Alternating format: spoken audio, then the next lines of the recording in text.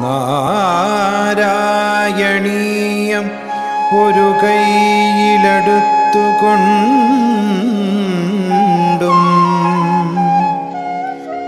മറുകൈയിലുള്ള നറുവെണ്ണ നുകർന്നുകൊണ്ടും തന്നാശ്രിതർക്ക് തുണയായി വിളങ്ങിടുന്ന നാരായണീയ ഗുരുവായൂരപ്പ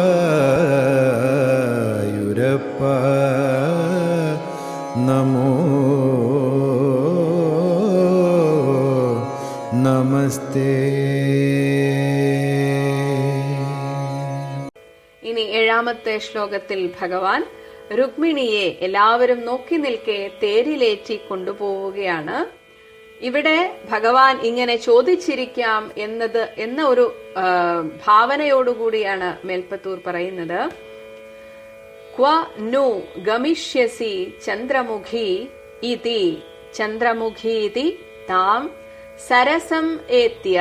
സരസമേത്യ കരേണ ഹരൻ ക്ഷണാത് സമധിരോപ്യ രഥം ത്വം അപാഹൃതാ ഭുവി തതഃ വിതതഃ നിനദഃ ദ്വിഷാം.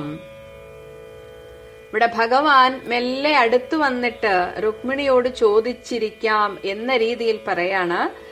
ഹേ ചന്ദ്രമുഖി, അല്ലയോ സുന്ദരി, ക്വനുഗമിഷ്യസി, ഇത് എവിടെയാ പോകുന്നത്? ഞാനിവിടെ നിൽക്കുന്ന കാണുന്നില്ലേ? എന്നെ നോക്കാതെ നീ ഇത് എവിടേക്കാണ് എന്ന് ഇതി സരസം, വളരെ സരസമായിട്ട് ഏത്യ, അതും പറഞ്ഞ് അടുത്തു വന്നതും ത്വം ക്ഷണാത്, എത്രയും പെട്ടെന്ന് ഒരു നിമിഷം കൊണ്ട് താം, ആ രുക്മിണിയെ കരേണഹരൻ, തന്റെ കൈകൊണ്ട് അങ്ങനെ കോരിയെടുത്തുകൊണ്ട് രഥം സമധിരോപ്യ, ആ രഥത്തിലേക്ക് എടുത്ത് കയറ്റിയിട്ട് അപാഹൃതാഹ, പെട്ടെന്ന് തന്നെ ആ തേരോടിച്ചിട്ട് അങ്ങോട്ട് പോയി. അതേസമയം എന്തെങ്കിലും ഒന്ന് തിരിച്ചു പറയാൻ അവർക്കാവുന്നതിന് മുമ്പേ ഭഗവാൻ ഇതൊക്കെ ചെയ്തു കഴിഞ്ഞിരുന്നു. അതുകൊണ്ട് തന്നെ തതഹ, അപ്പോൾ ദ്വിഷാം, അവിടെ ബാക്കിയുള്ളവരൊക്കെ ഭഗവാന്റെ ശത്രുക്കളാണ്. അപ്പം ദ്വിഷാം, ആ ഭഗവാനെ എതിർക്കുന്നവരുടെ നിനദഹ, അയ്യോ എന്ന ആ ഒരു ഒച്ചപ്പാട്, ഇതെന്ത് പറ്റി, ഇതെന്താണിത് എന്ന ഒരു ഒച്ചപ്പാടിൽ ഭൂവി വിതതഹ, ആ ഭൂമിയിൽ അങ്ങനെ പൊങ്ങിപ്പരന്നു. അപ്പോ ഭഗവാൻ വളരെ രസകരമായിട്ടാണ് രുക്മിണിയുടെ അടുത്തേക്ക് വന്നിട്ട് ഒരു സംഭാഷണം, ഒരു ചെറിയൊരു വർത്തമാനം പറയുന്നു എന്ന് മറ്റുള്ളവർക്ക് തോന്നുന്ന രീതിയിൽ ഭഗവാൻ വന്ന് ചോദിക്കുകയാണ്, എന്താണ് സുന്ദരി, ഞങ്ങളെയൊന്നും നോക്കാതെ ഇത് എവിടേക്കാണ് ഈ പോക്ക് എന്ന് പറഞ്ഞതും കൈപിടിച്ച് കോരിയെടുത്ത് അങ്ങോട്ട് അവിടെ ആ രഥത്തിലിരുത്തി എല്ലാവരും കാണുകെ ആ രഥം ഓടിച്ചു പോയി. അങ്ങനെ ഇതൊക്കെ നോക്കി നിന്ന് ഇളിഭ്യരായ ആ രാജാക്കന്മാർ, അയ്യോ ഇതെന്താണിത് എന്ന അവരുടെ ആ കൂട്ടം ഒരു സംഘഗാനം പോലെയാണ് എല്ലാവരുടെയും ആ ഒരു ഒച്ച ഉയർന്ന് അന്തരീക്ഷത്തിൽ അങ്ങ് പൊങ്ങുക മാത്രം ചെയ്തു എന്ന് പറയാണ്. ആർക്കും ഒന്നും ചെയ്യാൻ പറ്റിയില്ല. അതിനു മുമ്പേ തന്നെ ഭഗവാൻ രുക്മിണിയെ അപഹരിച്ചു കൊണ്ടുപോയി. ശ്ലോകം 7.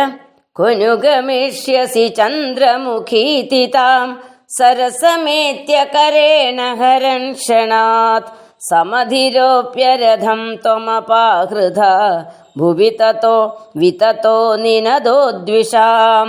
സർവത്ര ഗോവിന്ദനാമ സങ്കീർത്തനം. ഗോവിന്ദ ഗോവിന്ദ. ഹരിശരണം. എല്ലാ സജ്ജനങ്ങൾക്കും പ്രണാമം. ഗുരുക്കന്മാരെയും പൂർവികരെയും സ്മരിക്കണം. ശ്രീ ഗുരുവായൂരപ്പനെ നമസ്കരിക്കണം. വേദവ്യാസനെയും മേൽപ്പത്തൂരിനെയും ഓർക്കുന്നു.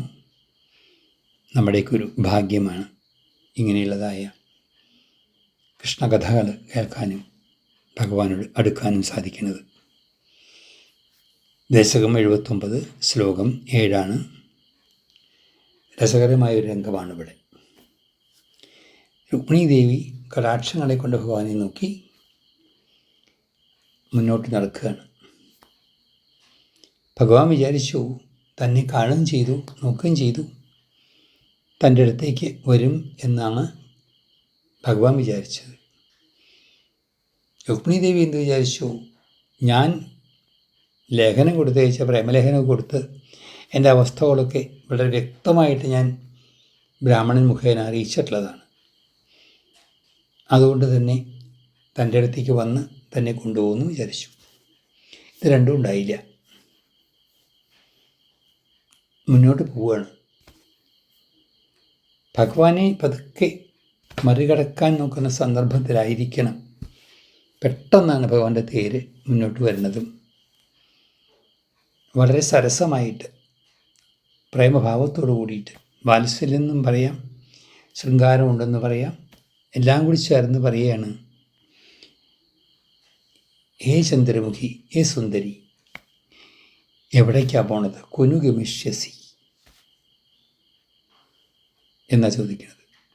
ഞാനിവിടെ നിൽക്കുമ്പോൾ എഴുത്തും കൊടുത്ത് എന്നെ വിളിച്ചു വരുത്തിയിട്ട് കണ്ടഭാവമില്ലാണ്ട് മുന്നോട്ട് പോകുന്നത് എന്തുകൊണ്ടാണ് എന്ന് പറഞ്ഞ് വളരെ ഭംഗിയായിട്ട് തന്നെ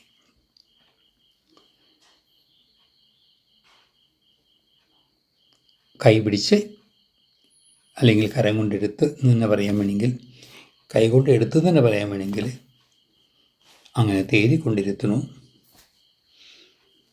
അങ്ങനെ രഥത്തെ കൊണ്ട് ഇരുത്തി താനും ഇരുന്നു. ഇവിടെ രുക്മിണീഹരണം നടക്കുകയാണ്. ഇത് ശരിക്കു പറഞ്ഞാൽ രാക്ഷസീയ വിവാഹം എന്നാണ് പറയുക. ക്ഷത്രിയന്മാർക്ക് അനുവദിച്ചിട്ടുള്ളതാണ്. കല്യാണ മണ്ഡപത്തിൽ നിന്ന് വധുവിനെ കൊണ്ടുപോവാം. ശക്തി ഉണ്ടെങ്കിൽ, ധൈര്യം ഉണ്ടെങ്കിൽ, ക്ഷാത്രധൈര്യം ഉണ്ടെങ്കിൽ. ഇവിടെ അതാണ് ഉണ്ടായത്. ശരിക്കു പറഞ്ഞാൽ 8 തരത്തിലായ വിവാഹങ്ങളൊന്നാണത്. അപ്പം അതുകൊണ്ട് തന്നെ എടുത്ത് തേരിലിരുത്തി തേര് വിടുകയും ചെയ്തു. ഓടുന്നു പതുക്കെ. സമധിരൂപ്യരഥം ത്വം അപാഹൃത, അപഹരിച്ചു എന്നാ പറയുക. ഇതൊക്കെ നിമിഷം കൊണ്ട് കഴിഞ്ഞു. എല്ലാവരും എന്താ സംഭവിച്ചതെന്ന് അറിയാൻ തുടങ്ങുന്നതിന് മുമ്പ് തന്നെ രഥം പതുക്കെ അനങ്ങാൻ തുടങ്ങിപ്പോകും. അപ്പോഴാണ് ആൾക്കാർക്ക്, പ്രത്യേകിച്ച് ശത്രുക്കൾക്ക് ബോധം വന്നത്, ദാ രുക്മിണി കൊണ്ടുപോകുന്നു ശ്രീകൃഷ്ണൻ. എല്ലാവരും ഉണ്ട് അവിടെ. ശിശുപാലനൊക്കെ വളരെ ഭംഗിയായിട്ട് പറഞ്ഞു കഴിഞ്ഞാൽ കല്യാണത്തിന് വേഷം കെട്ടി, ഈ കല്യാണം ഇപ്പോൾ നടക്കും, രുക്മിണി തനിക്ക് വശപ്പെടും എന്നൊക്കെ വിചാരിച്ചുകൊണ്ട് സ്വപ്നം കണ്ടിരിക്കുകയാണ് അവിടെ. അതിനെ പോഷിപ്പിച്ചുകൊണ്ട് ജരാസന്ധാദികളുമുണ്ട്, പേടിക്കണ്ട, നിനക്കുള്ളതാണ് രുക്മിണി എന്നും പറഞ്ഞ് അങ്ങനെയും മോഹിപ്പിച്ചിരുത്തിയേക്കാണ്. ആ സമയത്താണ് അതിവിദഗ്ധമായിട്ട് തന്നെ രുക്മിണിയെ കൊണ്ടുപോകുന്നത് ശ്രീകൃഷ്ണൻ. തന്നെ ആശ്രയിക്കുന്നവരെ ഏത് സമയത്തും എവിടെ നിന്നും രക്ഷിക്കാൻ ഭഗവാന് അറിയാം. അതൊരു ഭാഗത്ത്. രണ്ടാമത്, ഓരോ ജീവാത്മാക്കളും സംസാരത്തിൽ കിടന്ന് ഓടി നടക്കുമ്പോൾ അത് നേടാനും ഇത് നേടാനും ഒക്കെ പരിഭ്രമിച്ച് ഓടി നടക്കുന്ന സമയത്ത്, സംസാരിയായിട്ടിരിക്കുന്ന സമയത്ത് അകത്തിരിക്കുന്ന നാരായണൻ ചോദിക്കുകയാണ്, കൊനുഗമിഷ്യസി, എവിടേക്കായി ഓടി നടക്കുന്നത്? ഞാൻ അകത്തിരിക്കുന്നില്ലേ, എന്നോട് ചേരുവോ, നിന്നെ ഞാൻ കൊണ്ടുപോകാലോ എന്ന തരത്തിലുള്ളതായൊരു സൂചന കൂടി അവിടെയുണ്ട്. ജീവാത്മാവിനോട് പരമാത്മാവ് ചോദിക്കുകയാണ്, എൻ്റെ അടുത്ത് വരൂ, നീ ഞാൻ ഒന്നാണ് എന്ന് പറയുന്ന പോലെ തോന്നും ഈ ഒരു ശ്ലോകം നമ്മളെടുക്കുമ്പോൾ. അറിഞ്ഞ ഉടനെ തന്നെ ശത്രുക്കളൊക്കെ കൂടിയിട്ട് അതിഘോരമായ ശബ്ദങ്ങളൊക്കെ പുറപ്പെടുവിച്ചുകൊണ്ട് ആയുധങ്ങളും കാര്യങ്ങളൊക്കെ ആയിട്ട് അവിടെ പ്രത്യക്ഷമായി നിറഞ്ഞു. ശത്രുസൈന്യങ്ങളും ശത്രുക്കളൊക്കെ ആയിട്ട് നിരാശപ്പെട്ടതായ രാജാക്കന്മാർ, രുക്മി, ജരാസന്ധൻ, ശിശുപാലൻ, ഇവരൊക്കെ വളരെയധികം നിരാശപ്പെട്ടിരിക്കണം. അങ്ങനെ എല്ലാവരും നിറഞ്ഞിരിക്കുകയാണ് അവിടെ. രുക്മിണിക്കും അല്പം ഒരു ഭയം തോന്നിയിരിക്കാം. അപ്പോൾ ആ ഒരു രംഗം നമുക്ക് കാണാം. രുക്മിണി കൊണ്ടുപോകാൻ നിൽക്കുന്നതായ ശ്രീകൃഷ്ണനും ആ രഥം മുന്നോട്ട് പോകണു, ശത്രുക്കൾ തടഞ്ഞിരിക്കുന്ന പോലെ തോന്നും. ഈ സമയത്താണ് ഏട്ടനായിരിക്കുന്ന ബലരാമൂർത്തിയുടെ രംഗപ്രവേശം എന്ന് പറയാം. പറഞ്ഞിട്ടുണ്ടല്ലോ, നീ രുക്മിണി കൊണ്ടുപോയിക്കോളൂ, ബാക്കി ഞാൻ നോക്കിക്കോളാം എന്ന് പറഞ്ഞ പോലെ തോന്നും ഈ രംഗം കണ്ടു കഴിഞ്ഞാൽ. അത് സുന്ദരമായ രംഗമാണിത്. നമുക്കും ആസ്വദിക്കാൻ കണ്ണുകൊണ്ട് മനസ്സുകൊണ്ടൊക്കെ ലക്ഷ്മീനാരായണന്മാരുടെ അവസ്ഥ. ഹരിശരണം.